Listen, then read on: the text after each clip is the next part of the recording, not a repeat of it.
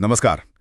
आज हम प्राचीन भारत के एक बहुत ही विलक्षण विचारक चाणक्य, उनके जीवन और मतलब उनके विचारों की गहराई में उतर रहे हैं। हाँ, हमारे पास आर्य चाणक्य जीवन, शिक्षा और विरासत से कुछ अंश है और कोशिश यही है कि उनकी दुनिया को समझे और ये देखें कि उनकी बातें आज भी कितनी मायने रखती हैं। बिल्कुल, चलिए शुरू करते हैं। एक बड़ी दिलचस्प कहानी है उनके जन्म की।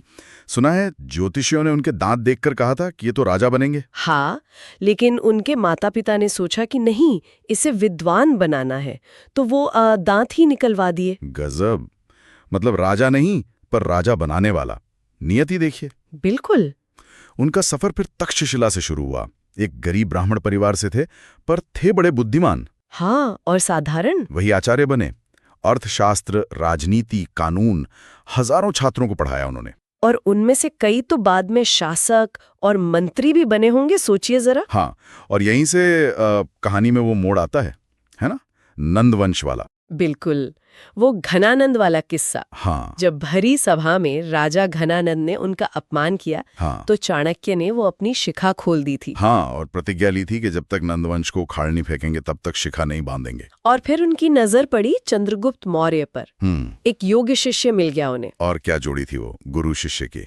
चाणक्य ने चंद्रगुप्त को तराशा, प्रशिक्षित किया। हाँ, एक महान नेता बनाया। और फिर दोनों ने मिलकर नंदवंश का अंत किया और विशाल मौर्य साम्राज्य उसकी नींव रखी। सही कहा। पर सिर्फ साम्राज्य बनाना ही नहीं, उसे चलाना, वो भी चाणक्य ने बखूबी किया। वो सिर्फ रणनीतिकार नहीं थे। हाँ, एक कुशल प्रशासक भी थे। बिल्कुल, उन्होंने पूरी एक व्यवस्था बनाई, एक सुव्यवस्थित प्रशासनिक प्रणाली जिसमें जासूसी का पूरा तंत्र था, कर प्रणाली थी, न्याय व्यवस्था, सुरक्षा, सब कुछ। और उनका वो सप्तांग सिद्धांत तो बहुत मशहूर है। हाँ, सप्तांग सिद्धांत क्या था वो? मतलब 7 अंग। हाँ, राज्य के 7 अंग: राजा, मंत्री, जनपद यानी कि क्षेत्र, और प्रजा, दुर्ग यानी किला, कोष यानी खजाना, सेना, और मित्र यानी सहयोगी राज्य। अच्छा, मित्र भी? सहयोगी राज्य भी एक अंग। हाँ, उनका मानना था कि एक मजबूत राज्य के लिए ये 7 अंग जरूरी हैं। इनका संतुलन जरूरी है। राज्य एक शरीर की तरह है, हर अंग का स्वस्थ होना जरूरी है। ये तो वाकई दिलचस्प है।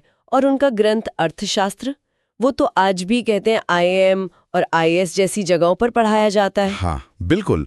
और अर्थशास्त्र सिर्फ राजनीति या युद्ध की बात नहीं करता।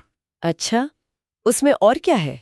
उसमें शासन कला है, कूटनीति है, अर्थव्यवस्था है, कानून, सामाजिक व्यवस्था, यहां तक कि जासूसी कैसे करनी है ये भी है।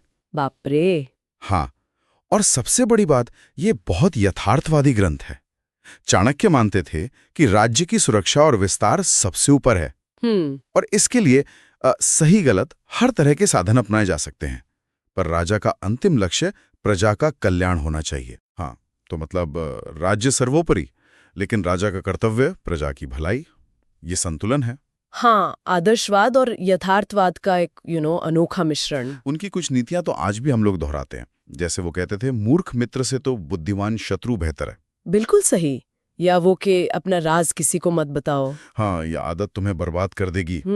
ये सब चाणक्य नीति में है ना। हाँ, ये चाणक्य नीति असल में अर्थशास्त्र के सिद्धांतों का ही सरल रूप है, जो आम लोगों के लिए लिखा गया। अच्छा, उनकी मृत्यु कैसे हुई, इस पे थोड़ा रहस्य है शायद। हाँ, कुछ पक्का नहीं है। कुछ मानते हैं कि उन्हें जहर दिया गया था, शायद बिंदुसार के मंत्री सुबंधु ने कोई षड्यंत्र किया था। लेकिन उनकी विरासत तो देखिए, आज तक जिंदा है। उन्हें ऐसे ही इंडियन मैकियावेली नहीं कहते। सही बात है, मास्टर ऑफ स्ट्रैटेजी।